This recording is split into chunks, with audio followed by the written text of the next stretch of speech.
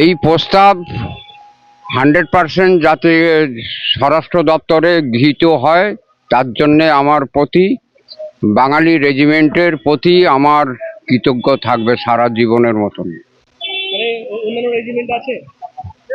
অন্যান্য যে রেজিমেন্ট আছে, বিহার রেজিমেন্ট, তারপরে রাজস্থান রেজিমেন্ট, যেসব রেজিমেন্টগুলো আছে, আমাদের বেঙ্গল স্টেট রেজিমেন্ট একটাও নেই।